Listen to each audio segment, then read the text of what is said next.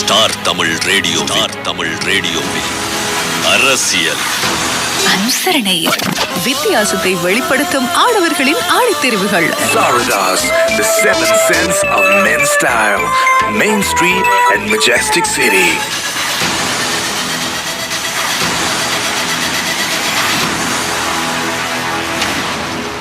அரசியலில் இப்போது உங்களை சந்திக்கின்றோம்.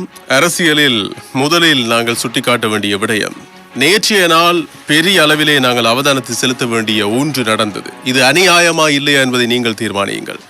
நான் பதிவு செய்கிறேன். ஏனென்றால் சவுதி அரேபியாவில் கங்காதரன் என்ற ஒருவர், 44 வயதுடைய ஒருவர் உயிரிழக்கின்றார். அவருடைய பூத உடலை இலங்கைக்கு எடுத்து வருகின்றார்கள். எடுத்து வரப்பட்ட பிறகு அவருடைய பூத உடல் குடும்பத்தினரிடம் ஒப்படைக்கப்பட்டதா இல்லையா என்று கேட்டால் இல்லை. சுகாதாரத்துறையினர் பொறுப்பேற்றுக் கொள்கிறார்கள்.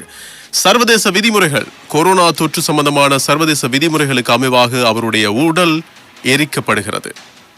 அவருடைய உடல் எரிக்கப்படுவதற்கான ஏற்பாடுகள் செய்யப்படுகின்றன. இதற்கு அவருடைய குடும்பத்தினர் கடுமையான எதிர்ப்பை வெளியிடுகின்றார்கள். ஏனென்றால் சவுதி அரேபியாவில் இருக்கின்ற சுகாதாரத்துறையினர் சான்றிதழ் வழங்கியிருக்கிறார்கள். பிரேத பரிசோதனைக்கு பிறகு இவர் மாரடைப்பு காரணமாக உயிரிழந்திருக்கிறார் என்று. மாரடைப்பு காரணமாக உயிரிழந்த ஒருவரை கொரோனா சட்டத்திட்டங்களுக்கு அமைவாக கொரோனா நடைமுறைகளை பின்பற்றி உடலை எரிப்பது என்பது எந்த அளவுக்கு சரி இந்த சூழலில் என்பதுதான் நேற்று பரபரப்பை ஏற்படுத்தியது. ஏனென்றால் சில வாரங்களுக்கு முதல் ஆறுமுகன் தொண்டமான் அமைச்சர் காலமானார். அவருடைய பூத உடலை தாங்கிய பேழை கொழும்பில் சுற்றியது. அதுக்கு பிறகு மலையகத்தில் சுற்றியது. பல இடங்களுக்கு சென்றது. அஞ்சலி செலுத்தக்கூடிய வாய்ப்பை எல்லாம் வழங்கியது. எங்கள் நாட்டு தலைவர்கள் உள்ளிட்ட பலரும் அந்த அஞ்சலி நிகழ்விலே கலந்து கொண்டார்கள். இப்படியெல்லாம் இருக்கும் போது அவர்களுக்கு ஒரு சட்டம், இவர்களுக்கு ஒரு சட்டம். விவிஐபிக்களுக்கு கொரோனா தொற்றாது, சாதாரணமானவர்களுக்கு கொரோனா தொற்றும். கொரோனா தொற்று இல்லை இவருடைய மரணத்தில் என்று தெரிந்தும் இவருடைய உடலை ஏன் எரித்தார்கள்? ஏன் எரிப்பதற்கான ஏற்பாடு செய்யப்பட்டது? அதன் போது ஒரு சலசலப்பு, ஒரு பரபரப்பு நிலைமை ஏற்பட்டது. சுகாதாரத்துறையினருக்கும் அதே போன்று குடும்ப உறுப்பினர்களுக்கும். சரி, இப்ப நாங்கள் எரித்ததே இரண்டாவது விடயமா வைப்போமே, முதல் விடயமா இன்னொரு விடயத்தை வைக்க நினைக்கிறோம். என்னென்றால் அவருடைய முகத்தை பார்ப்பதற்கு கூட வாய்ப்பு வழங்கவில்லை. இது என்னடாப்பா நியாயம்? அவருடைய உடலை பார்ப்பதற்கு வாய்ப்பு வழங்கப்படவில்லை. அவரை எரிப்பதற்கு, அவருடைய உடலை எரிப்பதற்கு, சுவிட்சை அழுத்துவதற்கு மாத்திரமே வாய்ப்பு வழங்கப்பட்டன. சவுதி அரேபியாவிலிருந்து உடல் இங்கே எடுத்து வரப்படுகிறது. அதுக்கு பிறகு அவருடைய உடலை பார்ப்பதற்கு கூட வாய்ப்பு வழங்கப்படாத அளவுக்கு சுகாதாரத்துறையினர் இந்த கொரோனா நடைமுறைகளை பின்பற்றி இருக்கிறார்கள் இந்த விடயத்திலே. அப்படியானால் ஆறுமுகன் தொண்டமான் விடயத்தில் என்ன நடந்தது? சமூக இடைவெளியை யாராவது பின்பற்றினார்களா? ஏதாவது பின்பற்றப்பட்டதா?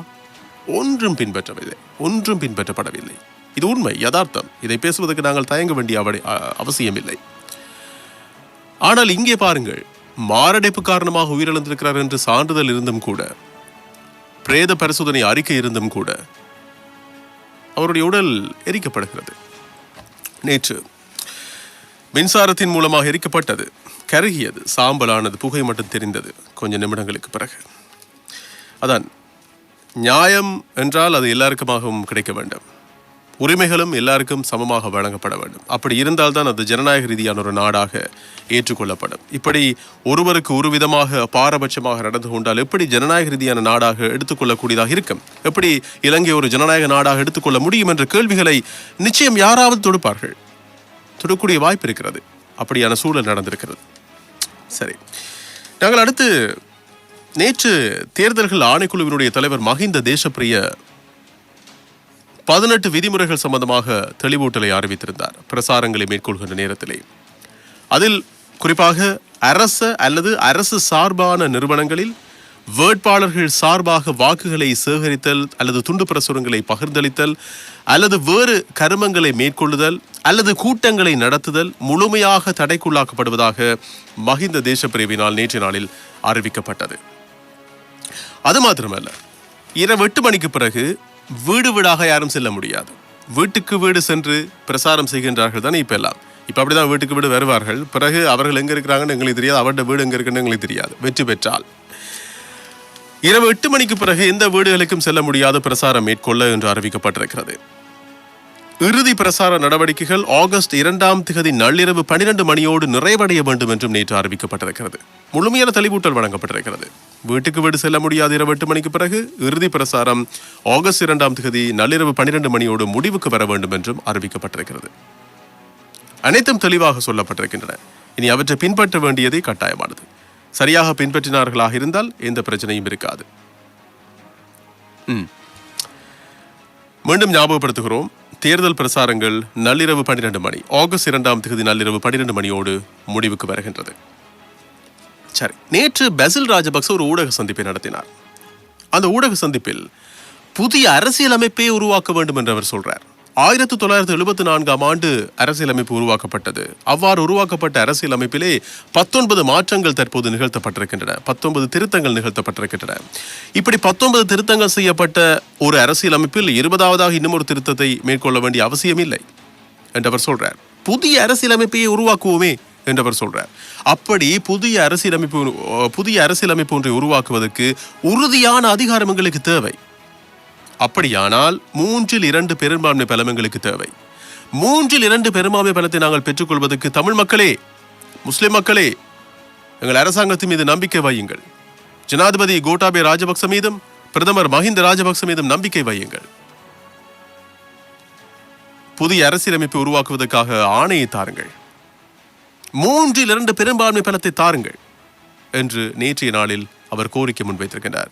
1000 ரூபாய் சம்பளத்தையும் தருவோம், எல்லாத்தையும் தருவோம், 3/2 பெரும்பான்மை பலத்தை எங்களுக்கு தாருங்கள் அப்படின்ற மலையக தோட்ட தொழிலாளர்கள் பக்கத்துக்கும் அந்த செய்தி அவர் அனுப்புறார்.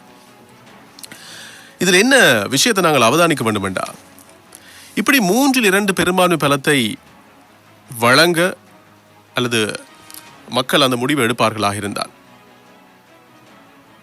நல்லது என்று திருமதி சார்ல்ஸ் அவர்களும் சொல்லியிருக்கிறார்கள். வடமாகாணத்தினுடைய வளர்ச்சிக்கு நிச்சயமாக முக்கியத்துவம் வழங்குவார் ஜனாதிபதி, அதே போன்று பிரதமர் வழங்குவார்கள். அதனால் மக்களே நம்பிக்கை வையுங்கள் என்று ஆளுநர் சார்ல்ஸ் உறுதிமொழி வழங்கியிருக்கின்றார். இதை ஒரு பிரசாரமாக எடுத்துக்கொள்ள முடியாத அரசு அதிகாரியாக எங்களுக்கு தெரியல. இந்த விடயத்தை மஹிந்த தேசப்பிரியா அவர்கள் தான் கவனத்தில் எடுக்க வேண்டும். திருமதி சார்ல்ஸ் அவர்கள் வடமாகாணத்தின் வளர்ச்சிக்கு ஜனாதிபதியும் பிரதமரும் முன்னுரிமை வழங்குவார்கள் என்று தற்போது கூறியிருக்கின்ற விடயத்தை ஒரு பிரசாரமாக, ஒரு அரசு அதிகாரி மேற்கொண்ட பிரசாரமாக எடுத்துக்கொள்ள முடியாதா? எங்களுக்கு தெரியல, நீங்கள் தான் அந்த முடிவு எடுத்துக்கொள்ள வேண்டும். உங்களுக்கு தெரியாத சட்டங்கள் இல்லை, திட்டங்கள் இல்லை. புதிய அரசியலமைப்பை உருவாக்க வேண்டும், அதற்காக 3/2 பெரும்பான்மை பலத்தை தாருங்கள் என்று பெசில் ராஜபக்ச நேற்று கோருகிறார் என்றார்.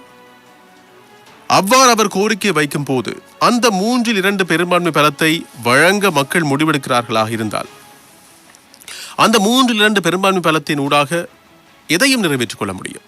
நேற்று பெசில் ராஜபக்ச சொல்கின்றார், நீங்கள் எங்களுக்கு 3/2 பெரும்பான்மை பலத்தை தராத பட்சத்தில் மக்களே, சிறுபான்மை மொழி பேசுகின்றவர்களுடைய தேவைகளையும் அந்த புதிய அரசியலமைப்பில் உள்வாங்க வேண்டிய நிலைமை வரும். இதைத்தான் அவர் சொல்றார். மறைமுகமாக அவர் சொல்றார், இடைச்சேர்க்கைகளை சேர்க்க வேண்டிய அவசியம் ஏற்படுமாம் 3/2 பெரும்பான்மை பலம் இல்லாவிட்டால். ஏனென்றால் 3/2 பெரும்பான்மை பலத்தை சிங்கள மக்கள் வழங்காத பட்சத்திலே அல்லது இலங்கை மக்கள் வழங்காத பட்சத்தில் சிறு கட்சிகளுடைய ஆதரவை பெற்றுக்கொள்ள வேண்டி வருமா 3/2 பெரும்பான்மை பலத்தை பெற்றுக்கொள்வதற்காக, அல்லது ஏதேனும் ஒரு யோசனையை நிறைவேற்றிக் கொள்வதற்காக, அல்லது அரசியலமைப்பு ஒன்றை உருவாக்கி அதை நிறைவேற்றிக் கொள்வதற்காக. அதன் போது சிறுபான்மையினருடைய தேவைகள், அவர்களுடைய கோரிக்கைகளையும் அந்த அரசியலமைப்பிலே உள்வாங்க வேண்டி வரும். இது தேவையா? அப்படின்னா நாங்கள் எதிர்பார்க்கிற ஒரு அரசியலமைப்பு உருவாக்க முடியாமல் போய்விடுமே என்று பெசில் ராஜபக்ச சொல்கின்றார். அதனால் 3/2 பெரும்பான்மை பலத்தை எங்களுக்கு தாருங்கள் என்று பெசில் ராஜபக்ச கேட்டிருக்கிறார். தாம் நினைத்த ஒரு அரசியலமைப்பை உருவாக்குவதற்காக, தமக்கு சரி என்று தெரிகின்ற ஒரு அரசியலமைப்பை உருவாக்குவதற்காக அந்த பலம் வேண்டும் என்று சொல்றார். தேவையில்லாத இடைச்சேர்க்கைகளை உள்வாங்குவதனூடாக மீண்டும் அரசியலமைப்பு பலமிழந்து போய்விடும் என்று அவர் சொல்றார். இந்த தமக்கு சரி என்று படுறத முடிவா எடுக்கிற விடயத்தை நாங்கள் பார்க்கும்போது ஜனாதிபதி கோட்டாபய ராஜபக்சவும் சில வாரங்களுக்கு முதல் கடந்த மாதம் ஒரு ஜனாதிபதி செயலணியை உருவாக்கினார். கிழக்கில் இருக்கின்ற தொல்பொருள் ஆதாரங்களை உறுதிப்படுத்துவதற்கான செயலணி. அந்த செயலணியில் எந்த தமிழரையும், தமிழ் பேசுகின்றவரையும் உள்ளடக்கவில்லை. தமக்கு சரி என்று படுறதை செய்யலாமா அல்லது எல்லோருடைய ஆதரவையும் பெற்றுக்கொண்டு அவர்களுடைய ஆலோசனைகளை பெற்றுக்கொண்டு ஒரு அரசியலமைப்பு எல்லோருக்கும் பொதுவானதாக உருவாக்கப்பட வேண்டுமா? இந்த விடயங்களைத்தான் கவனத்தில் எடுக்க வேண்டும். அதுக்கு பிறகு அமைச்சர் டக்ளஸ் தேவானந்தா ஏதோ அழுத்தங்களை பிரயோகித்தாராம். அதுக்கு பிறகு தமிழ் பேசுகின்ற இருவரை அந்த ஜனாதிபதி செயலணிக்குள் உள்வாங்கிக் கொள்வதற்கு இணக்கம் வெளியிடப்பட்டதாம். ஆனால் நேற்று அமைச்சரவையிலே ஜனாதிபதி தன்னுடைய பெயர் பட்டியலை முன்வைத்தார். இந்த செயலணி சம்பந்தமான பெயர் பட்டியலில். அதில் தமிழர்களுடைய பெயர், தமிழ் பேசுகின்றவர்களுடைய பெயர்கள் இல்லை. எந்த தமிழ் முஸ்லிம் பிரதிநிதிகளும் முன்வரவில்லை என்று நேற்று சொல்லப்பட்டிருக்கிறது. இதைத்தான் நாங்கள் கடந்த சில வாரங்களுக்கு முதல் சொல்லியிருந்தோம். எப்படி என்றால், இப்போது தமிழ் பேசுகின்றவர்களை உள்வாங்குவதாக விருப்பம் இணக்கம் வெளியிடப்பட்டிருக்கிறது. ஆனால் உள்வாங்கப்படுகின்றவர்களுக்கு சுதந்திரம் வழங்கப்படுமா? கைகளை கட்டிவிட்டு கால்களால் மட்டும் நடந்து மட்டும் தெரியுங்கள், எழுதுவது கொள்வதெல்லாம் சரி வராது என்று யாரும் உள்வாங்கப்பட்டால் என்ன நடப்பது? அவர்களால் என்ன செய்ய முடியும்? காலால் எழுத முடியுமா? காலால் எழுதும் பயிற்சி அவர்கள் பெற்றிருப்பார்களா? இல்லை. கைகள் கட்டப்பட்டிருந்தால் தமிழ் பேசுகின்றவர்கள் உள்வாங்கப்படுவதால் என்ன பிரயோசனம் இருக்கிறது என்றெல்லாம் நாங்கள் கேள்விகள் எழுப்பியிருந்தோம். அந்த சந்தேகம் காரணமாகவோ என்னவோ தெரியவில்லை, தமிழ் பேசுகின்றவர்கள் முன்வரவில்லையாம். நேற்றைய நாளிலே பாருங்கள், இந்த ஜனாதிபதி கோட்டாபய ராஜபக்சவினுடைய இந்த செயலணி கிழக்கு மாகாணத்திலே இருக்கின்ற தொல்பொருள் ஆதாரங்களை உறுதிப்படுத்துவதற்கான செயலணியில் அங்கத்துவம் பெற்றிருக்கின்ற எல்லாவல்ல மேதானந்த தேரர் என்ன தெரியுமா சொல்லியிருக்கிறார்? இதை கேட்டீங்கன்னா நீங்க பெருசா சிரிக்க வழிகிட்டுருவீங்க. என்னடா சிரிப்பு கதையா இருக்குன்னு யோசிக்க வழிகிட்டுருவீங்க. அனுராதபுர யுகம் நிகழ்ந்த காலத்திலே அப்போது கட்டப்பட்ட கோகண்ண விகாரை மீதுதான், அதாவது நல்லா யோசிச்சு கொள்ளுங்கள், நல்லா யோசிச்சு பாருங்கள். அனுராதபுர ஆட்சி காலம், அனுராதபுர யுகம் நிகழ்ந்த காலகட்டத்திலே அப்போது கட்டப்பட்ட கோகண்ண விகாரை மீதுதான் திருகோணமலையில் உள்ள திருக்கோணேஸ்வர ஆலயம் கட்டப்பட்டிருக்கிறது என்று நேற்று நாளில் எல்லாவல்ல மேதானந்த தேரர் சொல்றார். இது எந்த பக்கம் போய் நாங்கள் தலையை முட்டிக்கொள்றது எங்களுக்கு தெரியல என்று தமிழ் பேசுகின்ற மக்கள் இப்போது கருத்துக்களை பகிர ஆரம்பித்து விடுவார்கள். இந்த விடயம் தெரிய வந்தவுடன் பாருங்கள், கோகண்ண விகாரையின் மீதுதான் திருக்கோணேஸ்வரம் கட்டப்பட்டதாக அவர் சொல்லியிருக்கிறார். அவர் இன்னும் ஒன்றையும் சொல்றார், அதுக்காக நாங்கள் திருக்கோணேஸ்வரம் கோயிலை உடைச்சிட்டு திரும்ப எங்களுக்கு விகாரையை கட்டுறதுக்கு கிடந்தாங்கன்னு கேட்கல, ஆனால் அங்க இருக்கிற பௌத்த ஆதாரங்கள் உறுதிப்படுத்தப்பட வேண்டும், பாதுகாக்கப்பட வேண்டும் என்று அவர் சொல்றார். அங்க இருக்கிற திருக்கோணேஸ்வரம் ஒரு விகாரையின் மீது கட்டப்பட்டது என்று அவர் சொல்றார். திருக்கோணேஸ்வரம் என்ற என்ன இன்று நேற்று உருவான ஒன்று? அது திருப்பதிகம், பாடல் பெற்ற திருத்தலம் அது திருக்கோணேஸ்வரம். அப்படியான ஆலயத்தின் மீது இப்படி ஒரு விடயத்தை ஜனாதிபதி செயலணியில் அங்கத்துவம் பெறுகின்ற ஒரு பிக்கு சொல்கிறார் என்றால் எவ்வளவு ஒரு பாரதூரமான உறுப்பினர்களை கொண்ட ஒரு செயலணியாக அது இருக்கிறது என்பதைத்தான் மக்கள் எடுத்துக்கொள்வார்கள். அப்படியாகத்தான் எடுத்துக்கொள்வார்கள். நேற்று இது சம்பந்தமாக பேராசிரியர் பத்மநாதன் கருத்து வெளியிடுறார். பேராசிரியர் பத்மநாதன் வரலாற்று துறை தகை சார்ந்த ஒரு பேராசிரியர். அவர் சொல்றார், கிழக்கு மாகாணத்தில் இருக்கின்ற திருக்கோணேஸ்வரம் என்பது 2000 ஆண்டுகளுக்கு முன்பு அமைக்கப்பட்ட ஒன்று. 2000 ஆண்டுகளை விட அதிகம் பழமை வாய்ந்த கோவிலாக ஏற்கனவே அங்கீகாரம் பெற்றது. அந்த ஆலயம் சம்பந்தமாக இப்படி ஒரு கருத்து வெளியிடப்படுகிறது என்றால் வரலாறு தெரியாதவர்களோடு பேசி என்ன பயன் இருக்கிறது என்று பேராசிரியர் பத்மநாதன் கேள்வி கேட்கிறார். என்ன பயன் இருக்கிறது இப்படியானவர்களோடு பேசி என்றவர் சொல்றார். இப்படியான ஆதாரங்கள் சம்பந்தமான ஆளுமை நிறைந்த எவ்வளவோ தமிழ் பேசுகின்றவர்கள் இருக்கத்தான் செய்கிறார்கள். ஆனால் யாரும் முன்வரவில்லையாம் ஜனாதிபதி செயலணியில் அங்கத்துவம் பெறுவதற்கு. முதலில் ஆதாரங்கள் பாதுகாக்கப்பட வேண்டும், பிறகே அதிகாரங்கள் பற்றி பேச வேண்டும். ஆனால் இன்னும் தமிழ் பேசுகின்ற தமிழர்களுடைய அரசியல்வாதிகள், தமிழ் மக்களுடைய அரசியல்வாதிகள் அதிகாரங்களை பெற்றுக்கொள்வது சம்பந்தமாகவே பேசி வருகிறார்கள். நேற்று கூட சம்பந்தன் அவர்கள் அறிக்கை ஒன்றை வெளியிட்டு பேச சொல்றார், தமிழர்களுடைய அரசியல் சார்பான உரிமைகள் யாராலும் மறுக்கப்பட முடியாது, அதை யாராலும் தட்டி பறிக்கவும் முடியாது. அரசியலமைப்பு ரீதியாக அங்கீகரிக்கப்படாது விட்டால் எங்கள் மூலமாக நீங்கள் பலமான மோசமான விளைவுகளை சந்திக்க வேண்டிய நேரிடும் என்று ஒரு அச்சுறுத்தலை வெளியிடுறார். ஆனால் அதிகாரங்களை விட ஆதாரங்கள் முக்கியமானது. ஆதாரங்களை தொலைத்து விட்டால் பிறகு எப்படி நாங்கள் அதிகாரங்களை கோர முடியும்? எந்த ஆதாரங்களை வைத்துக்கொண்டு அதிகாரங்களை கோர முடியும்?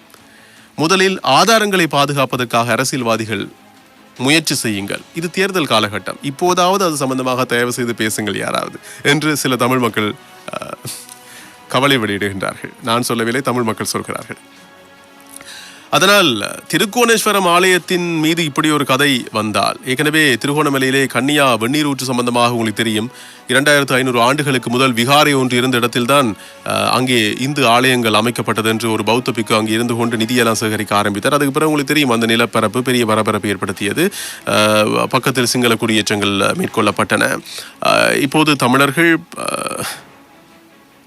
அங்கே போவதற்கே தயங்கும் நிலைமை ஒன்று இருப்பதாக சொல்லப்படுகிறது. டிக்கெட் எல்லாம் அடிக்கப்படுகிறது.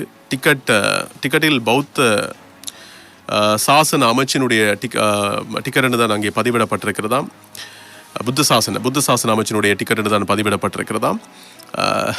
மற்றது தமிழ் மொழி அங்கே அந்த டிக்கெட்டில் இல்லையாம், சிங்கள மொழியில் தான் இருக்கிறதாம். இப்படி நிறைய விஷயங்கள் வெளியில் வந்தன. இதனால் இந்த ஆதாரங்களை பாதுகாப்பது சம்பந்தமாக முதலில் தமிழ் அரசியல்வாதிகள் கவனம் செலுத்துங்கள். உங்களால் முடிந்த அழுத்தங்களை பெருகுவீங்கள். பிறகு இந்த அதிகாரம், காணி, போலீஸ் என்றெல்லாம் பேசலாம். எவ்வளவு காலம் இதையே பேசிக் கொண்டிருக்க போகிறீர்கள்? ஆதாரங்கள் ஒரு பக்கம் தொலைந்து போய் கொண்டிருக்கின்றன, மறுபக்கத்திலே நீங்கள் அதிகாரங்களை பற்றி பேசிக் கொண்டிருக்கிறீர்கள். இது எப்போது முடிவுக்கு வரப்போகிறது இந்த ஏமாற்று அரசியல் என்று சில பேர் சொல்லத்தான் செய்கிறார்கள். எனவே இது போன்ற நிலைப்பாடுகள் ஜனாதிபதி செயலணியில் அங்கத்துவம் பெறுகின்ற இப்படியான ஒருவர், இந்த மேதானந்த தேரர் வெளியிட்ட அந்த இது போன்ற கருத்து, திருக்கோணேஸ்வரம் ஆலயம் ஒரு விகாரையின் மீது கட்டப்பட்டிருக்கிறது என்று சொல்லிய இந்த விடயம் தமிழ் மக்கள் மத்தியில் எவ்வளவு எரிச்சலை ஏற்படுத்தியிருக்கும், இந்த மக்கள் மத்தியில் எவ்வளவு எரிச்சலை ஏற்படுத்தியிருக்கும். பிறகு எப்படி அவர்கள் வாக்கு வழங்குவார்கள் ஜனாதிபதியினுடைய தேவைக்கு, அவருடைய விருப்பத்துக்கு இணங்க? அவர்கள் எப்படி பிறகு இந்த ஆளுங்கட்சிக்கு வாக்கு வழங்குவார்கள்? ஆளுங்கட்சி கேட்கிறது, தமிழ் பேசுகின்ற மக்களே, தமிழ் மக்களே வாக்குகளை தாருங்கள் என்று. கடந்த ஜனாதிபதி தேர்தலின் போது 5% வாக்குகளை தான் வழங்கியது வடக்கு கிழக்கு மக்கள் வழங்கினார்கள். இப்படி இருக்கும்போது இப்படியான அதிருப்தி கருத்துக்கள் வெளியிடப்பட்டால் எப்படி தமிழ் பேசுகின்ற மக்களுடைய வாக்குகள் இவர்களுக்கு கிடைக்கப் போகிறது? இப்படித்தான் பேசுகிறார்கள் அரசியல் ஞானிகள் வெளியிடுகின்ற கருத்துக்கள் இவை. நான் சொல்லவில்லை, அரசியல் ஞானிகள் மூலமாக வெளிப்படுத்தப்படுகின்ற கருத்துக்களை தான் இங்கே பதிவு செய்கின்றேன். ஜனாதிபதி கோட்டாபய ராஜபக்ச இது பற்றி கூடுதல் அவதானம் செலுத்துவார் என்று நாங்கள் நம்புகிறோம். இல்லாத பட்சத்தில் அவருடைய எதிர்பார்ப்புகள் தவிடுபொடியாகிவிடும். 3/2 பெரும்பான்மை பலத்தை கேட்கிறார்கள். அதுக்கு சிறுபான்மையினுடைய பலம் அங்கீகாரம் அதிகம் அவசியமாகும் என்று தான் நாங்கள் நினைக்கிறோம். சில நேரங்களில் ஜனாதிபதி தேர்தலின் போது ஒட்டுமொத்த சிங்கள மக்கள் அல்லது மிக அதிகப்படியான சிங்கள மக்கள் ஜனாதிபதிக்கு ஆதரவு வழங்கியது போன்று இம்முறை தேர்தலிலே பிரதமருக்கு ஆதரவு வழங்கி வாக்களிப்பார்களாக இருந்தால் சிறுபான்மையினருடைய வாக்குகளுடைய தேவை இல்லாமல் போய்விடும். ஆனால் அதையும் தாண்டி அப்படி ஒரு நிலைமை ஏற்படாத பட்சத்திலே சிறுபான்மையினருடைய வாக்குகள் மிக முக்கியமாக தேவையாக இருக்கின்றது. இப்போது தபால் மூலமான வாக்களிப்பு நிகழ இருக்கிறது. இப்போது முன்னாள் அமைச்சர் மனோ கணேசன் ஒரு கோரிக்கை முன்வைக்கிறார்.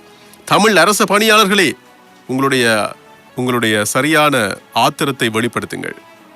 சிங்கள மொழி பேசும் தென்னிலங்கை அரச பணியாளர்கள் மத்தியில் இந்த அரசாங்கத்தின் மீது கடும் கோபம், ஆத்திரம் ஏற்பட்டுள்ளதென நேற்றைய நாளிலே மனோ கணேசன் தெரிவித்துவிட்டு தபால் மூல வாக்களிப்பில் சரியாக உங்கள் அதிகாரத்தை காட்டுங்கள் என்று ஒரு கோரிக்கையை முன்வைத்திருக்கின்றார்.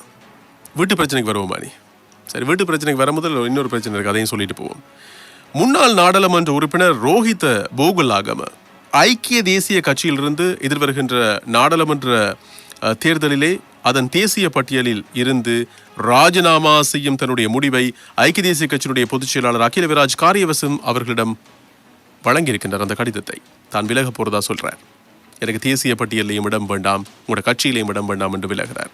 இப்போ அந்த கட்சி பெரிய பிரச்சனைகளுக்குள்ள சிக்கி தவித்துக் கொண்டிருக்கு. நேற்று அகில விராஜ் காரியவசம் ஐக்கிய தேசிய கட்சியினுடைய பொதுச் செயலாளர் ஒரு அறிக்கையை வெளியிடுறார்.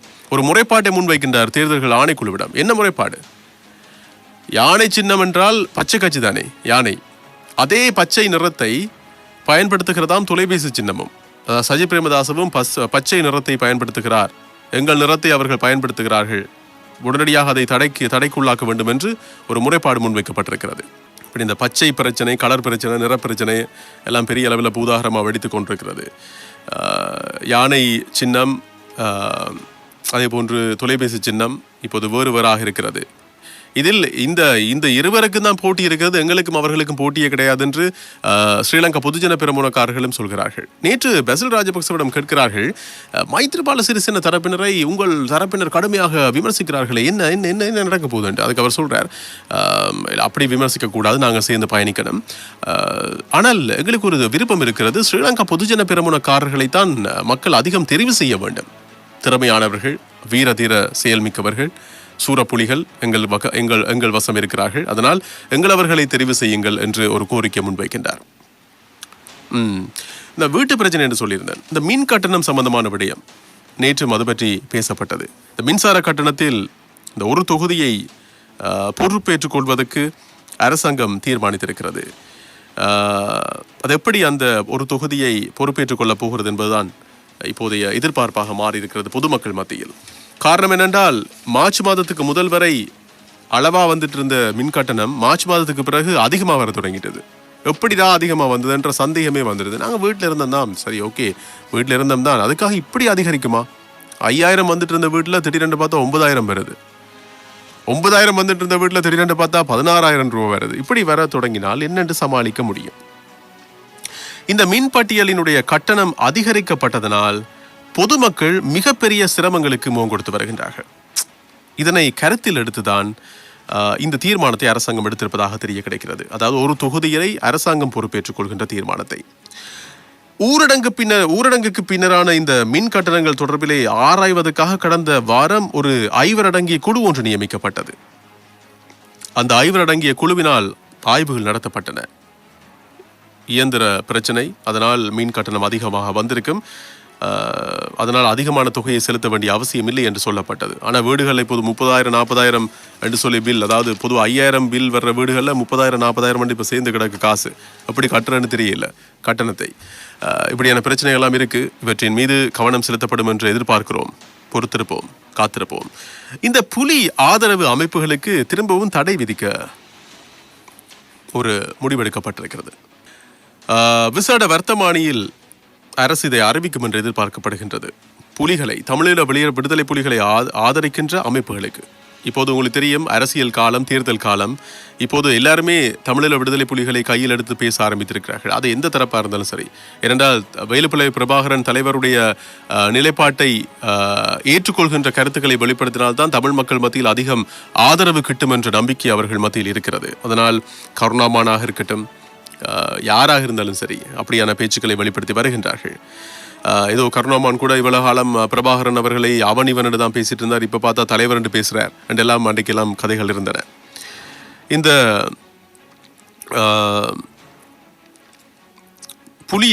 புலி அமைப்பை ஆதரித்து யாரும் கருத்து வெளியிடக்கூடாது என்று சொல்லப்பட்டிருக்கிறது. அதனால் மீண்டும் தடை விதிக்கப்படுவதற்கான அறிவித்தல் வெகு சீக்கிரத்தில் வெளியிடப்படும் என்றும் சொல்லப்பட்டிருக்கிறது.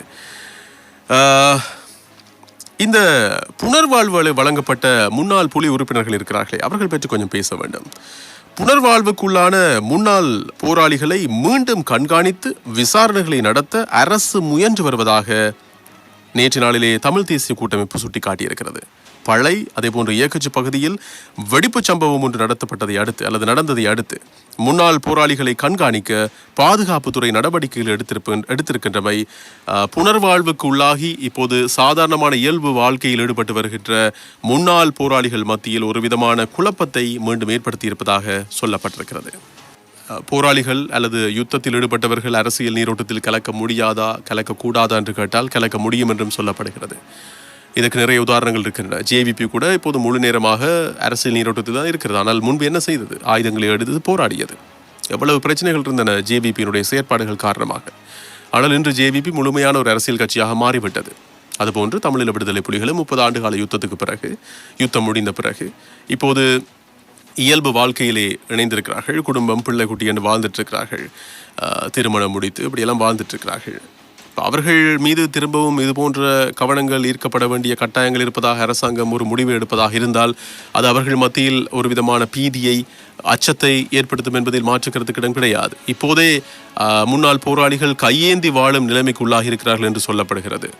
பிறகு அவர்கள் பயந்து ஒளிந்து வாழும் நிலைமைக்கு மீண்டும் வந்து விடுவார்கள். கையேந்தி வாழும் நிலையையும் தாண்டி ஒளிந்து வாழ வேண்டிய நிலைமைக்கு மீண்டும் உள்ளாக வேண்டிய சூழல் வந்துவிடுமோ என்ற அச்சம் ஏற்பட்டிருக்கிறது முன்னாள் போராளிகள் மத்தியில்.